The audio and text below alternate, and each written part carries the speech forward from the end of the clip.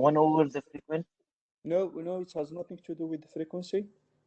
It's just for me to have time to, to observe the output. Otherwise, you will be getting one output after the other. Oh, okay. It has nothing to do with the, once you call this function, you already have the value here, and that's it. You can use it immediately. I mean, I put this just for the shortcode, but if you have other statement, if you need to use this value later and process it, then you just continue with your code. You don't need to wait. Is this clear? Yes. Yeah. Right. I changed the code. It's the same code basically here. I changed it. So I removed the configurations, which means basically here we will be using the default ones, right? Frequency is 1 megahertz, mode is 0, and 8-bit. Those are the default one. 1 megahertz, mode 0, 8-bit. Because I didn't call anything here, right? I didn't call frequency, I didn't call format. That's what I will have. And that's it. So what does it mean, mode 0? It means, again, is rising edge, but out of phase.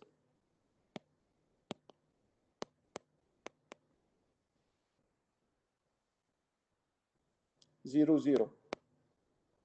Rising edge out of phase. 0, 1. Rising edge in phase. 1, 0. So those are for rising edge. And this, when we have 1, 0, 1, 1, are for falling edge. And of course, 1, 1. In phase, out of phase.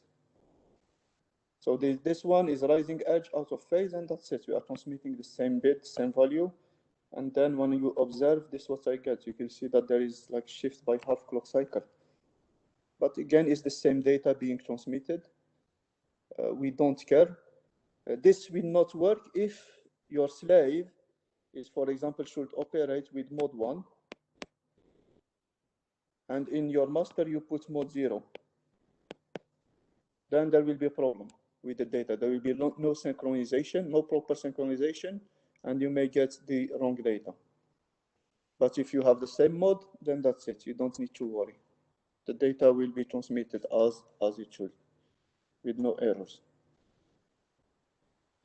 Next question. Now, if I want to change the data, I want to send a different data, 0x51, first using mode 1, and then on mode 2, and then mode 3. So mode 2 and mode 3 are falling edge, both of them, in phase and out of phase. Again, is exactly the same code. I need to call the function format. I didn't call frequency, so I'm keeping the frequency 1 megahertz.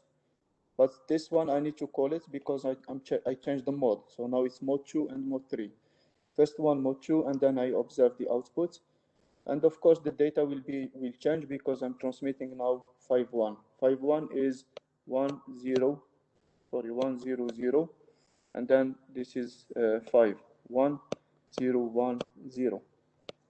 So the first bit is 0. So 0, 1, 0, 1, and then 0, 0, 0, 1. So one is in phase, the other one is out of phase. And that's it. This is the difference. And of course, both with the falling edge. Again, this is not so important, but it's good to know. It's good to see how the data is being sent. And this is what I got exactly. I ran those codes, and you can try them. If you have access to an oscilloscope, you can just observe the. Right. Now, I want to create 2 microcontrollers together using SPI. And I want one to be the master and one to be the slave. So I have 2 microcontrollers, which means I need to write 2 codes. Code 1, code 2, right? I need 1 code for the master and 1 code for the slave. So I'm using the, again, 11, 12, 13. And those goes to pin 11, 12, 13. So this is master out, slave in. Master out, slave in. So it's an input to the slave. but it's an output from the master. And of course, we need to configure this one as a slave. If you configure it as a master, this will be an output, right? So this needs to be configured as a slave. For this to be an input, master out, slave in. So it's the same pin. For the master, it will be an output. For the slave, it must be an input. And of course, by just configuring this as a slave, you will get what you want. This one as an input, the other one as an output, and vice versa. Right. So what we want to do is, do you see I have in each microcontroller, I'm using two switches and two LEDs. So two LEDs here, two switches here. Same for the other side. And then I want the LEDs in the slave to be controlled by the switches in the master. And the LEDs in the master to be controlled by the switches in the slave. Is this clear? So to turn the first LED in the master, I need to turn the first switch in the slave on. So the switches in the master will not affect the LEDs in the master. They will affect the LEDs in the slave. Is this clear? So basically, I need to write a code. I need to get the value of the switches from the master and send them to the slave, right? And I need to get the status of the switches from the slave and send them to the master. And this is another example where the information is valid from the slave and from the master. So the master needs to send proper data, not any dummy data, right? So we send a valid data that needs to be used by the slave. And the slave will transmit as well a valid data that needs to be used by the master. So there are different scenarios.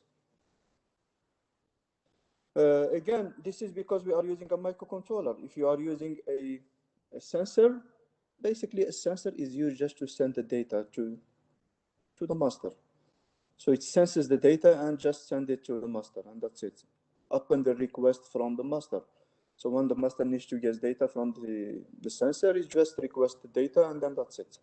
In this case, you can just send any data from the master, dummy data. But there are cases as well, which we will do in the tutorial, an example, where the master or the slave can provide multiple measurements. It's not just one measurement. So first you need to tell the slave which measurement you want, and then you read the measurement.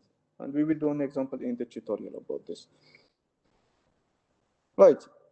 Now, we'll start with the code for the master. I think you know the functions for the master. Of course, we need to configure the port first. I'm using pin 11, 12, 13, and I have a CS here. CS can be any digital output. I'm using 14, which is the closest one to the port, and here I'm using 14 as well.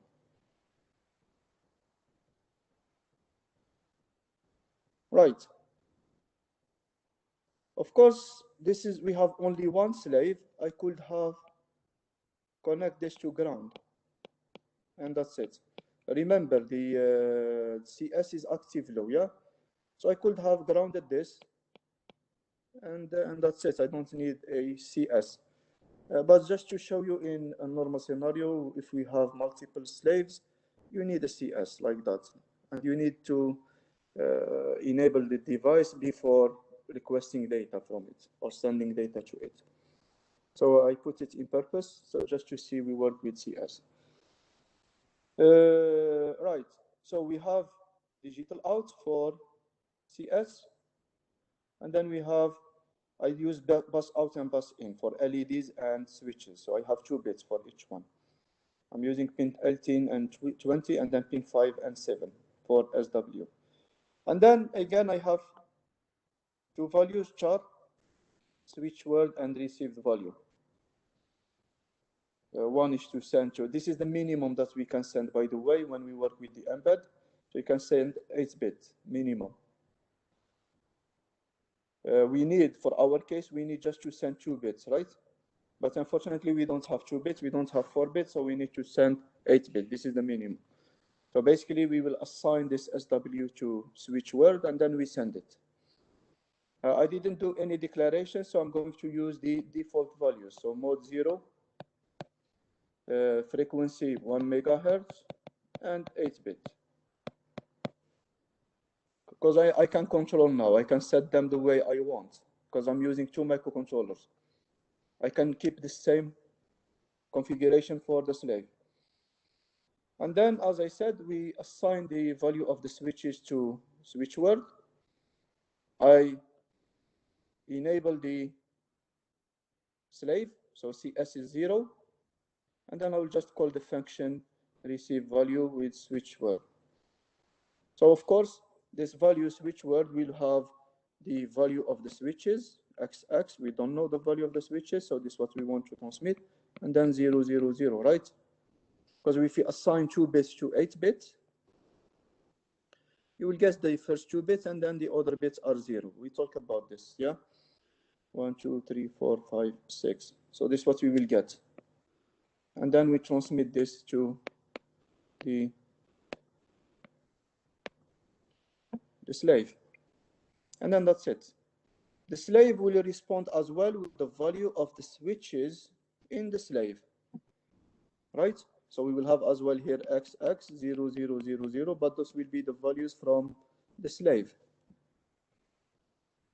So I need to consider this in the code for the slave. And then I will do CS1, disable the, I don't need it anymore. And then LEDs is equal received value, which we will get from the slave. Of course, this received value is 8 bits. LEDs is 2 bits. But again, when we assign 8 bits to 2 bits, we will get the first 2 bits assigned to those 2 bits, and that's it. And we talk about this as well, yeah? When we work with char and integer, what will happen, or assign char to integer, or assign integer to char. That's it. This is what we need for the master. So what we receive from the slave, we will use it to turn the LEDs on or off.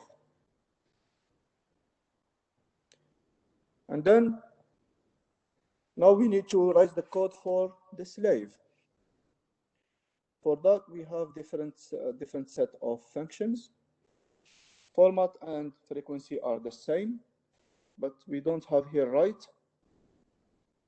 And again, to configure the port as a slave, we need to use SPI slave.